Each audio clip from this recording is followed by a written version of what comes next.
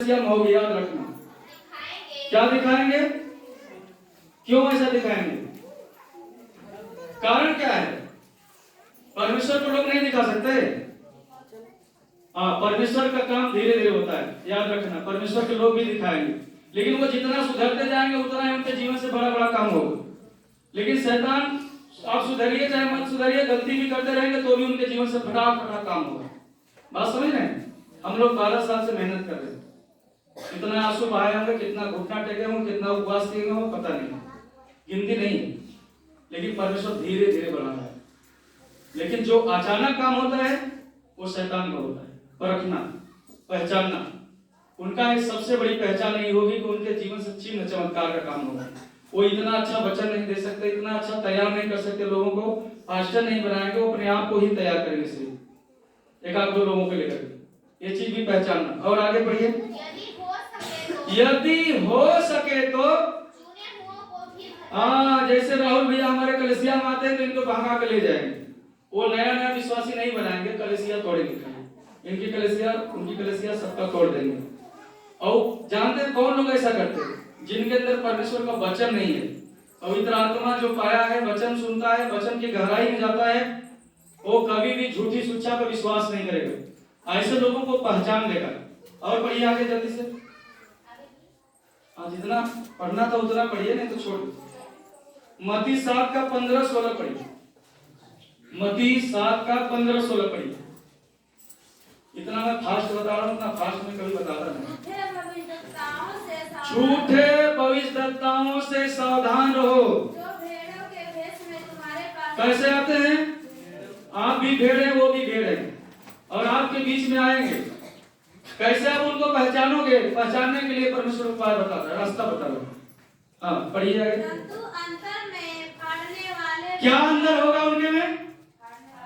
हाँ, वो फाड़ने वाले अंदर से भेड़िए रहे, खाली खोली को रहेंगे ऊपर से, अंदर से वो शैतान रहेगा उसके जीवन में। बात समझ रहे हैं? ऐसे देखने में लगेगा जैसे ए पास्टर है वैसे वो भी पास्टर है, ए विश्वासी जैसे वैसे वो भी विश्वासी है। लेकिन अंदर से जब आपको अकेले में पाएंगे तब पता चलेगा वो कितना बढ़िया विश्वासी है, कितना बढ़िया पास्टर है। अंदर से मौका मिलने पर, जब जंगल में कोई भेड़ चराने के लिए जाता है, कितना लोग जंगल में भेड़ चराए भैया? तो जब आप जंगल में भेड़ चराने के लिए जाते हैं, जब वैसा जगह मिलता है तब जाके जानवर उसको पकड़ेगा। पहले ही पकड़ लेगा क्या? घर से चलेंगे तभी पकड़ लेगा? नहीं, वो देखता रहेगा मौका कि कब मौका मिले तब इसको हम पकड़ेंगे। और ऐसा ही काम वो करेगा। अभी आपके सामने कुछ नहीं करेगा, आपके सामने तो नाटक करेगा, ऐसा करेगा लगेगा ये सबसे बढ़िया पास्टर है, इसके जैसा कोई पास्टर ही नहीं। लेकिन जब आप अकेले में मिलेंगे उससे तब पता चलेगा उसकी असलियत क्या है। बात समझ रहे हैं? जी हाँ, आपको पहचानने के लिए मैं बता रहा हूँ। हाँ, और पढ़िए। उनके फलों से आप जान जाएंगे। कैसे? हाँ, एक इंसान के अंदर कैसे फल से आप जान पाएंगे? क्या उसकी पहचान होगी? देखिए भैया, उसके पास बाइबल होगी, वो बढ़िया कपड़ा पहन के आएगा, चाहे वो जुनिया कलर पहने चाहे सफेद पहने, कोई पहने उससे मतलब नहीं, आप उससे नहीं पहचान पाओगे। उसको पहचानना होगा तो उसके फल से आप पहचानेंगे कि इसके पास कौन सा फल है। अगर आत्मा का फल है तो उसके पास प्रेम होगा। क्या होगा? यदि उसके अंदर प्रेम रहेगा तो मालूम है वो किसी पास्टर का विरोध नहीं करेगा, किसी विश्वासी को कुछ नहीं बोलेगा। वो जैसे मैं आपको छूट देता हूं, भैया जहां जाना है जाओ, मैंने कभी रोका किसी को नहीं।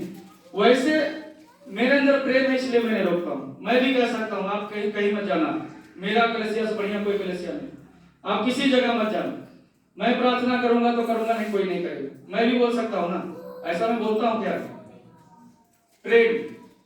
प्रेम अपनी भलाई नहीं चाहता। अगर उसके अंदर फल होगा तो ये ऐसा शब्द उसके जीवन से निकलेगा कि आप पहचान जाएंगे कि ये पास्टर सही है कि गलत है। और आगे पढ़िए, अभी बहुत सा आपको सिखाने वाला हूं। क्या लोग झाड़ियों में से अंगूर या ऊंट कटारे में से अंजीर तोड़ते हैं? देखिए, आम का पेड़ है तो आम का ही फल उसमें से निकलेगा। जैसे पास्टर वैसे विश्वासी, ध्यान देना, विश्वासी भी वैसे ही रहेंगे। जैसे पास्टर वैसे विश्वासियों से भी आप पहचान जाएंगे। और जो जिसके अंदर प्रेम है, जिस परमेश्वर के दास के अंदर, उसके विश्वासी के अंदर भी प्रेम होगा। याद रखना, बांस के पेड़ के नीचे क्या निकलता है? बांस ही निकलेगा ना, अमली निकलेगी।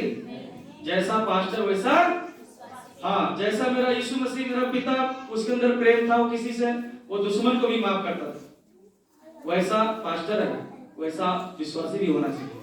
आमीन। और इसकी पहचान है, जैसा पास्टर रहेगा वैसा विश्वासी भी रहेगा। आपको पहचानना पड़ेगा ये सही पास्टर है कि गलत पास्टर है। और आगे पढ़िए, खत्म हो गया। चलिए रोमियो का पढ़िए, 16 का 17 पढ़िए, थोड़ा फास्ट पढ़ने का कोशिश करिए।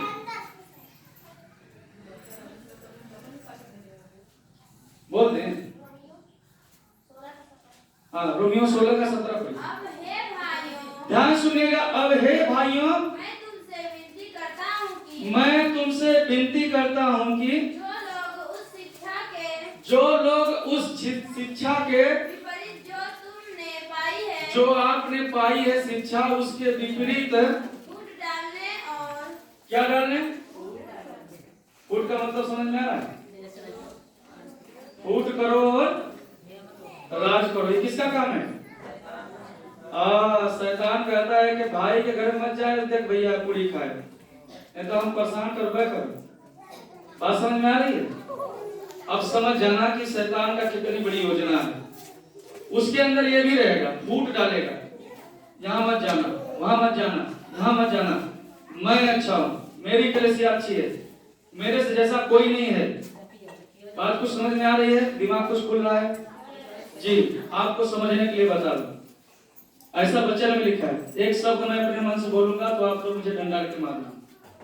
जो कुछ मैं बोलूंगा वचन से बोलूंगा, और जो वचन में लिखा है वही मैं सिखाता हूँ। आमीन। वहां क्या लिखा है? क्या करेगा वो? फूट डालेगा और ठोकर खिलाने का। बाण तो गया, 9 हाथ पर घोल लेकर के चला जाएगा। याद रखना, वो ज्यादा समय तक टिकने वाला नहीं है, क्योंकि बालू के रेत पर जो घर बनता है वो ज्यादा समय तक चलेगा।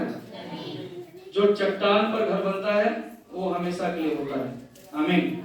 जितना भी आंधी है, तूफान है, लेकिन उसे हिला नहीं सकती। आमीन। क्या विश्वास करते हैं? जी हाँ। और आगे पढ़िए, क्या करो? कौन कर रहा है? संजय भारती वचन कर रहा है कि ऐसे लोगों को आपको ताड़ना चाहिए कि ये सही पास्टर है कि गलत पास्टर। इसके अंदर परमेश्वर की आत्मा काम करे कि शैतान की आत्मा काम करे? कौन परखेगा? आप लोगों को परखना होगा।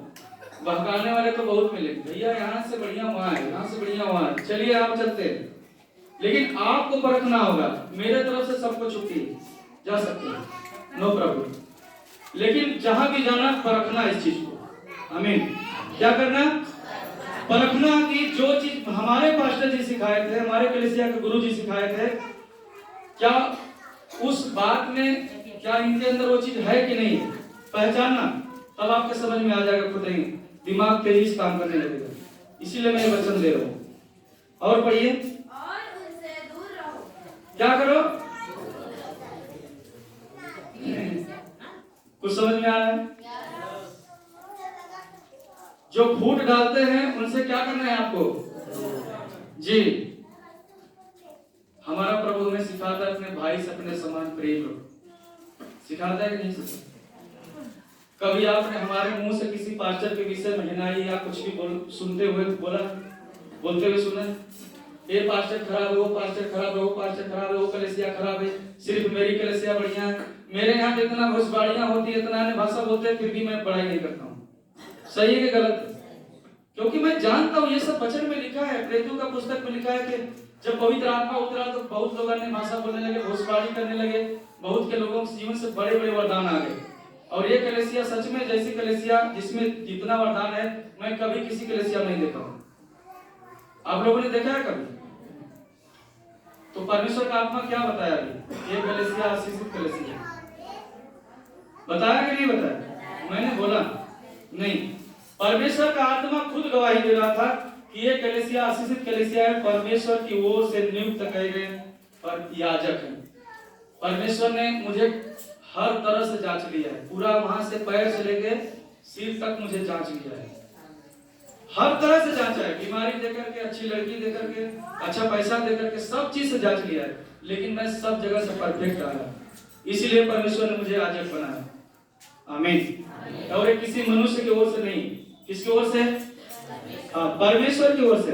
क्या आप विश्वास करते हैं इस बात पे? जी हाँ।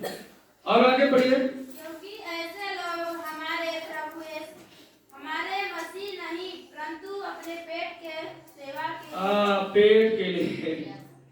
प्रेरितों की पुस्तक में लिखा है कि कुछ लोगों ने देखा कि पौलुस के जीवन से बड़े बड़े काम हुए, तो एक याजक के 8 बेटे थे, तो वो लोगों ने सोचा कि हम लोग भी दुष्ट आत्मा निकालेंगे, हम लोग भी अभिषेक करेंगे तो पवित्र आत्मा उतरेगा, तो हम लोग बढ़िया से पैसा कमाएंगे।